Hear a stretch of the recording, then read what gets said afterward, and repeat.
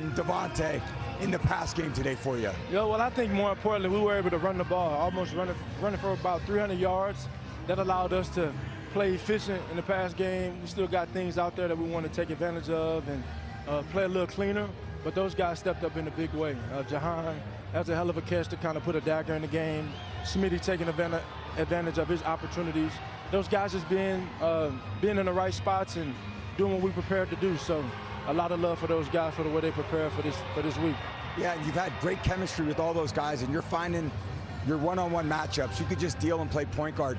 In a game, you played them in week 6, 2 weeks ago. In the Meadowlands, game didn't go the way you wanted. Today, completely dominant performance. Is that what you guys expected?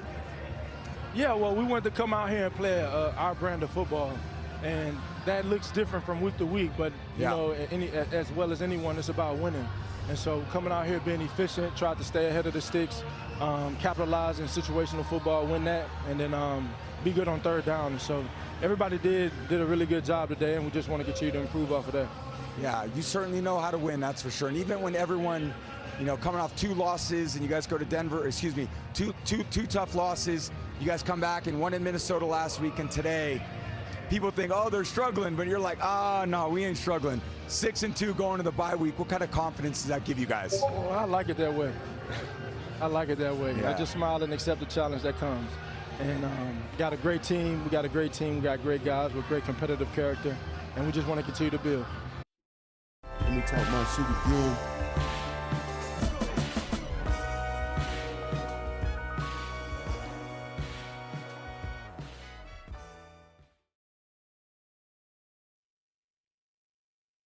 What it do? This is the Talk My Shit Again podcast. Humbly hostile host, Cassius Cliff. That is me. And I hope y'all are enjoying your Victory Monday as much as I am, purely because not only has it been a while since we've seen our team absolutely dominate an opponent like that, for us to get our lick back against the New York Giants, the dumpster fire of a team that they are, in our own stadium, with our Kelly Green jerseys on, I don't know any better feeling. Maybe next Monday, or rather the Monday after that, because we're going into the bye week. And we're going into the bye week when the vibes are absolutely high. And since we're talking about the vibes being high, check out this high-flying knee from Sidney Brown. Absolutely insane. I've never seen any shit like this, aside from when Antonio Brown did it years ago against, I want to say, the Browns against that punter. But this right here, what you see Sidney Brown doing, is not what coaches coach you to do. But when you have a crasher like him, it gives your team a chance, ultimately the right mentality. We're not about to get pushed over by anybody. And you need guys like this on your roster. Everybody that has any ambition of winning real games when it matters, you got to have one of those guys on your team. And what he did on that kickoff return is exactly what our team did to the New York Giants. Because when you got fans like this spending their hard-earned money, driving down 95, just to see their team get their shit slid to the side and have their business out there for everybody to see, that's what we love our team to do. That's what we want our team to do.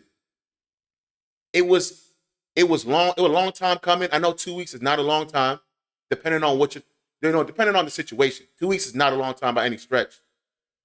But the way that they absolutely dominated us 2 weeks ago in the Meadowlands, we couldn't have seen them soon enough. And the fact that we were able to bring them down to where we didn't even bring them down. Because after that game in which they dominated us in their stadium, they were still 4th in the division. And after yesterday, they remained 4th in the division. Certain things change and certain things just don't.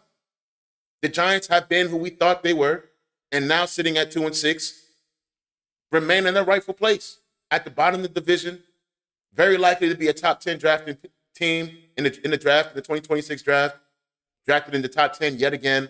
That is the Giant way. And ultimately, I couldn't be happier because the fans were talking crazy out here. But when you have a team like the Philadelphia Eagles that dominates their divisional opponent up 38-13 with 3 minutes left in the game where they score a garbage time touchdown, that's real hoops right there. That's real football right there. Man, shout out to the defensive line. We have been waiting for a performance like this from them for about 7 weeks now. And the fact that we saw a 5-sack day, 7 tackles for loss, 4 pass breakups, as well as 6 QB hits. I know Cam Scatterboo and what he's been for the New York Giants. Prayers to him, and that was a bad injury. Never want to see that, divisional op or not. But I know someone who wanted to join him on that sideline, and that was absolutely Jackson Dart. Because we had that boy in hell. 5 sacks on the day, 6 QB hits. That's not a fun day for your quarterback. And the score was indicative of that.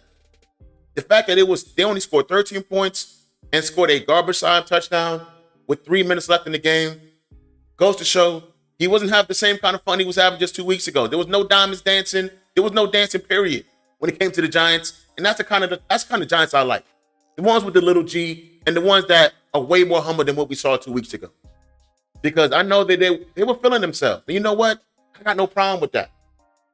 You be the defending champs in your crib, and you dominated them. So kudos. But let's not be confused here, Giants fans. Y'all are who we thought that y'all are. 2-6. Moving on to the offensive side, because you can't have a dominant performance and an absolute blowout without the offense doing what he did yesterday. And it had a lot to do with dominating the line of scrimmage, obviously on the defensive side as well as the offensive side of the ball. Saquon Barkley hitting his head on the goalpost on the second play of the game has a lot to do with not only the scheme and the play calling from Kevin Petula, which I got to give some love to. The offensive line, welcome to the 2025 season. Welcome to the Philadelphia Eagles. We've been waiting for our offensive line to show up the way that it needed to show up and has shown up in the past all year. They had a better game last week where the blocking was up to par, but this was sheer dominance from start to finish. You're talking about 200 to plus 50 yards on the ground.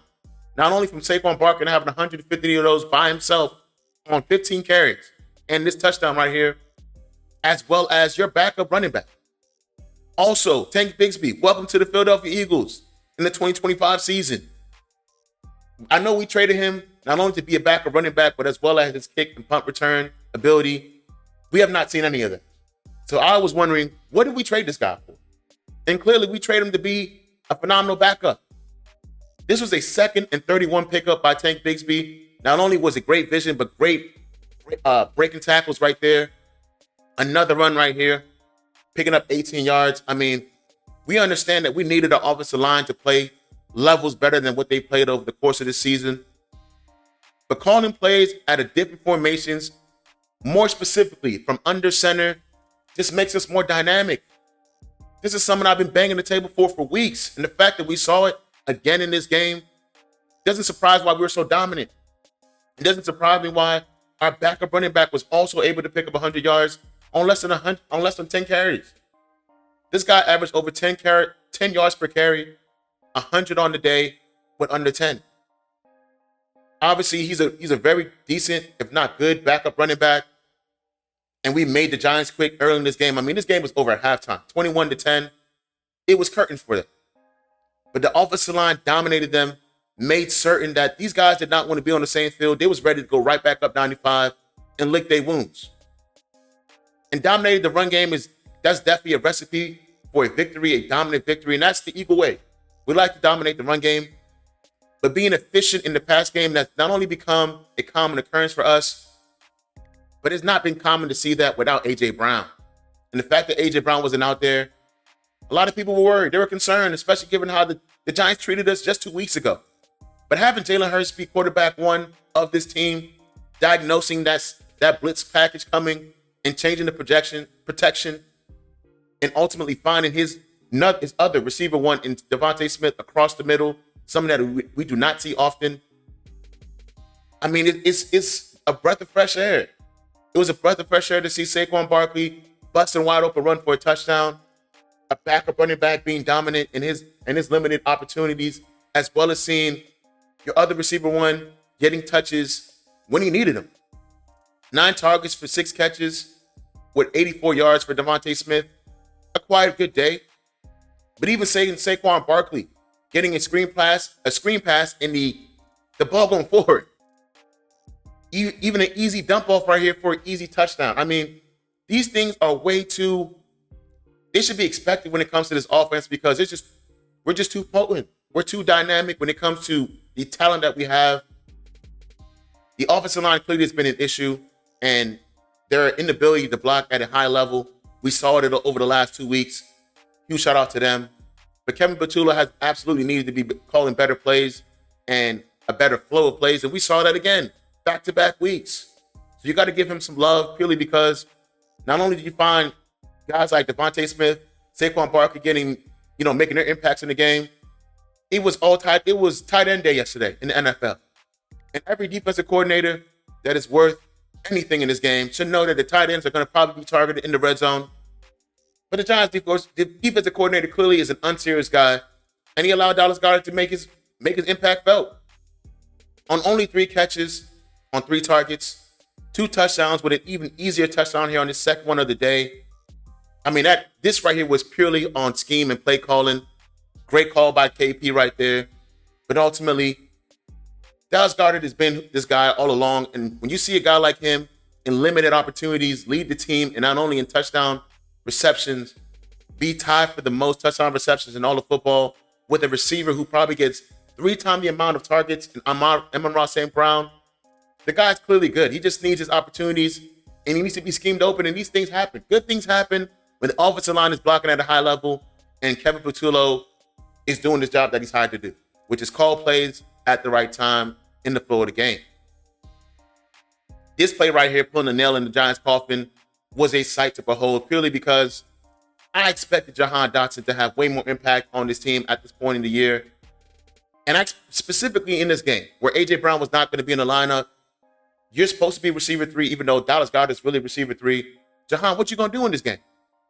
And for him to be in 2 targets, have this 1 catch for 40 yards, an absolute head top. I mean, it just seems that when he's in an Eagles jersey, rather Kelly Eagles green jersey, he just makes a phenomenal catch, spectacular catch. He did one last year against the Jaguars. Here's another one going against the Giants, the team that they dominated us 2 weeks ago. And that's the only interception that Jalen Hurts has had over the course of the season was targeted to Jahan Dotson. So that was great for both of them to have a make-up play and for it to result in a touchdown. Huge shout out to Jahan. Huge shout out to the offense. Jalen Hurts specifically, I think, has entered the MVP conversation after the last 2 weeks. You heard me correct. Jalen Hurts is absolutely the MVP conversation. When you look at the facts for what they are, if you remove his name and the Eagles logo from what he's done over the course of the season, looking at the strength of schedule, the teams in which we've played and beaten, when you look at his stat line, 10th in passing yards, 20 total touchdowns with 2 turnovers, which is the highest touchdown to turnover ratio, inconsistent line play, non-existent, inconsistent run game, guys that ended up in the lineup on the offensive side of the ball, new offensive coordinator yet again, young defense that's still shaping out, and you sit at 6-2, and you've beaten the Chiefs, the Rams, the Bucks, the Cowboys. I mean, and then you beat the Vikings. You have a perfect passing day with 3 touchdowns, no interceptions, 4 touchdowns the next game, damn near perfect passer rating. All those things incorporated, those things put Jalen Hurts in the conversation. And if you're not putting him in the conversation, you're lying to yourself. And you know what? That's commonplace for today's NFL's discourse. Because people are lying to themselves that they think that both of these plays are either fumbles or not. Or one is, if you ask an Eagles fan, that's a fumble by Jackson Dart. That's not a fumble by Jalen Hurts over here. Anybody outside of the Philadelphia Eagles fan base is going to say the other way, that Jalen Hurts fumbled and that Jackson Dart did not. Ultimately, what we need to care about is what the referee said. Refereeing and the officiating in this league has been bad for a very long time. That has not changed. That's not changed in the favor of the Eagles. That's not changed in general. They miss calls and plays every game, every week. Same song and dance. But when it comes to the Eagles, it's always the refs saved you. The refs are cheating. I think that's a huge slap in the face. Because if you go back to that Denver Broncos game when we're driving down the field and Jalen Hurts targeted Dallas Goedert on the sideline, look close, you can tell me that's not pass interference. I know what the referee said. They say they were both hand fighting, no call. People were saying they were hand fighting when it came to the Darius Slayton play. Ref said OPI. I don't make the rules, nor do I make the calls. If y'all want to complain, take it up with the league and leave the Eagles fans out of it. Because what I can't use is excuses and hypotheticals. All I can use is the scoreboard and the records. And where we sit at today, 38-20, dominating the New York Giants, 6-2 at the top of the division, heading into the bye week. That I can take to the bank. I can't take imaginary monopoly money anywhere. I can't use that. But people love hypotheticals and they love excuses even more. I mean, that's commonplace for the Eagles hater out there. And ultimately, I hope y'all enjoying what we did to the Giants. Given that we're on the bye week, y'all have more than enough time to gather all the clips and information y'all need to bring to the league and say why they're giving us favorable plays and why they shouldn't be. I'm going to be sitting back, enjoying my bye week, and ultimately sitting at the top of the division no matter what happens next week. The entire division can win, we'll still be at the top. And that is what's so grand about being an Eagles fan.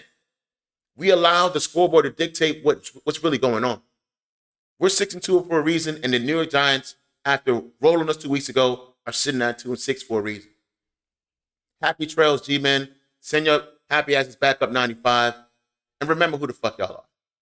Y'all are the G-Men with the little G, and this will always be the Talk My Shit Again podcast. I'm your humbly hostile host, Cassius Cliff. We out to the next one. Peace.